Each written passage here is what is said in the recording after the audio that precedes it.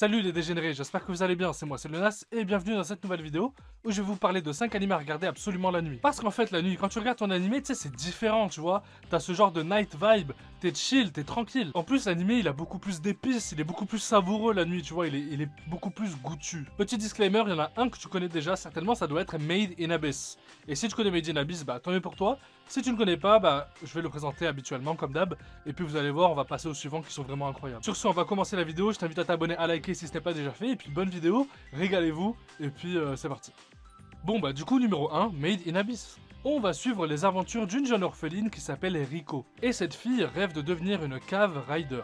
En gros, c'est quoi? C'est quelqu'un qui explore tout ce qui est trous, profondeur, abysse quoi, t'as compris. L'histoire se déroule dans une ville appelée Horse, située sur le bord du gouffre Abyss. Les habitants d'Horse ont découvert de nombreux trésors et d'artefacts en visitant les premiers niveaux de l'Abysse. Mais la plupart des explorateurs ne sont jamais revenus, dû aux profondeurs, etc., que c'est très dangereux. Notre MC main character Rico a grandi dans un orphelinat près des abysses. Et comme je vous ai dit au début, elle veut devenir une cave rider un peu comme sa mère, parce que sa mère aussi était une cave rider.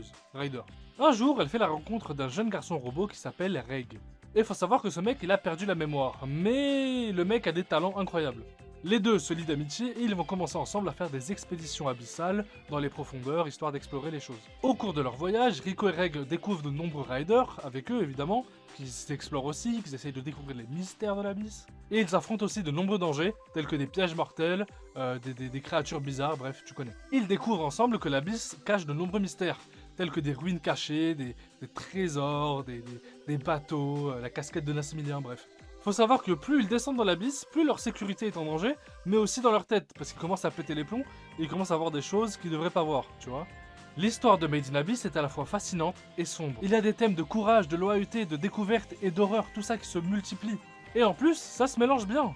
Les persos sont bien développés et chacun a sa propre motivation pour justement découvrir les abysses malgré les dangers. L'animation est fluide et détaillée, c'est vraiment sympa et ça donne vie à l'univers de Made in Abyss. Allez check ça si vous ne l'avez pas vu évidemment. Numéro 2, Yofukashi no Uta. On va suivre l'histoire de Riito Iyakawa, un détective privé qui est capable de voir les fantômes. Il est embauché par le propriétaire d'un magasin de livres d'occasion et il doit enquêter sur un phénomène étrange qui s'est passé dans son magasin. Je vais essayer de pas trop vous spoiler parce que c'est très compliqué à vous raconter. Alors en fait, il faut savoir que le proprio du magasin de livres d'occasion là, il dit qu'il y a un fantôme si tu veux. Alors il y a bien un fantôme dans son magasin, mais je peux pas trop vous en dire plus parce que en fait, je vais tout vous raconter l'épisode 1, ça vaut pas le coup. La série aborde des thèmes tels que la mort, la perte et la solitude. Elle explore également comment les fantômes peuvent représenter le passé, la mémoire, tout ça, parce que oui, les fantômes ça existe. Mais il y a aussi la façon dont les personnages doivent avancer tout en sachant qu'il y a leur passé qu'ils doivent l'accepter. En gros, c'est vraiment un anime intriguant et mystérieux, parce que oui, on suit un détective privé qui voit les fantômes, mais c'est hyper intéressant. Allez voir cet animé, il vaut vraiment le coup, parce que sinon, en fait, en plus, la nuit, c'est génial de le regarder si tu veux. T'es tellement pris dans le truc, t'as peur, mais t'as pas trop peur. Bref, c'est génial, allez le voir. En numéro 3, laissez-moi vous parler de Place Further Than the Universe. Ou Place Further Than the Universe, ou littéralement un endroit plus loin que l'univers. Ou encore Sora Yori Motoi Basho. Bref, c'est un animé de 13 épisodes qui est sorti en 2018. On va suivre les aventures de 4 lycéennes japonaises qui ont chacune leur propre raison pour se rendre en Antarctique. Dans ces 4 meufs, il y a une meuf qui s'appelle Mari Tamaki qui est maladroite et hésitante. Un jour, elle décide de sortir de sa zone de confort et elle se dit bah tu sais quoi, vas-y, je vais partir à l'aventure en Antarctique, mais surtout essayer de répondre à la question pourquoi je suis là. Elle rencontre alors une meuf qui s'appelle Shirase, une meuf solitaire qui a perdu sa mère qui est partie à l'aventure en Antarctique. Comme quoi, les mêmes erreurs, encore et encore. Mais elle a comme objectif de retourner sur place pour essayer d'y retrouver sa daronne. Ça va.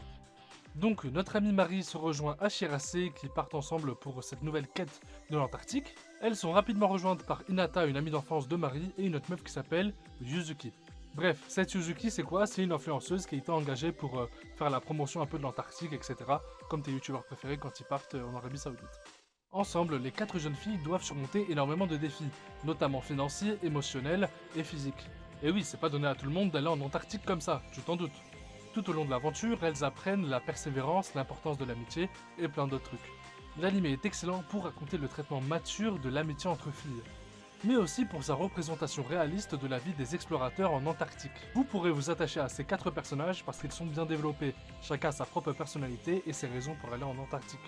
J'arrive pas à le dire, Antarctique. Les visuels sont également magnifiques et vous allez voir que c'est bien fait, on a vraiment l'impression d'être en Antarctique. Wesh. Bref, allez check cet animé, ça vaut le coup. Numéro 4, on va parler de José the Tiger and the Fish, José le tigre et le poisson. C'est un film qui est sorti en 2020. On va suivre les aventures d'un mec qui s'appelle Tsuneo Suzukawa. Et notre ami travaille à temps partiel dans une BU, une bibliothèque universitaire. Un jour, alors qu'il se promène sur le campus, il fait la rencontre d'une meuf qui s'appelle José qui est handicapée et elle est en fauteuil roulant. Et c'est la première fois qu'elle sort de chez elle avec sa grand-mère. José est une grande rêveuse, elle vit dans un monde imaginaire qu'elle a créé dans sa tête après qu'elle ait lu un livre. Bref, tu t'en doutes, Tsuneo et José commencent à se lier d'amitié et ils commencent à passer du temps ensemble.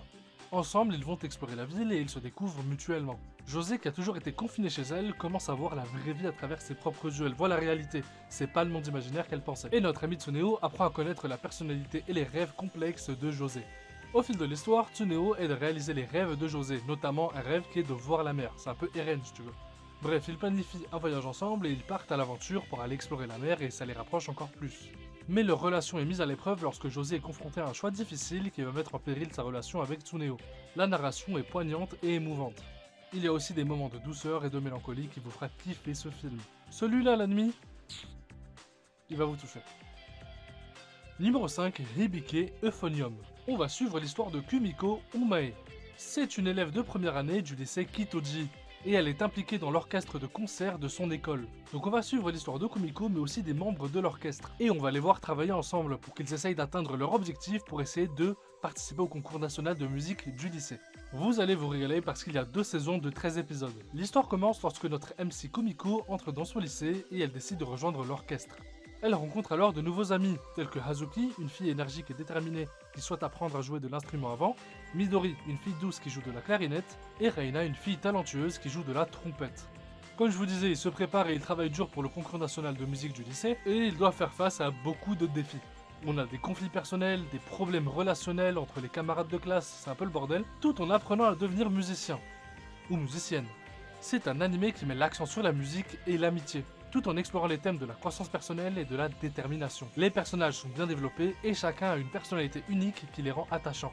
Les performances musicales sont également bien représentées et c'est vraiment chouette à regarder. Avec cet animé, vous allez ressentir l'émotion de la musique, vous allez kiffer. Merci d'avoir regardé cette vidéo, c'était le Nas, j'espère qu'elle vous a plu, parce que oui, vous allez regarder ça le soir et pas le jour. Mais pourquoi je peux pas le regarder le jour?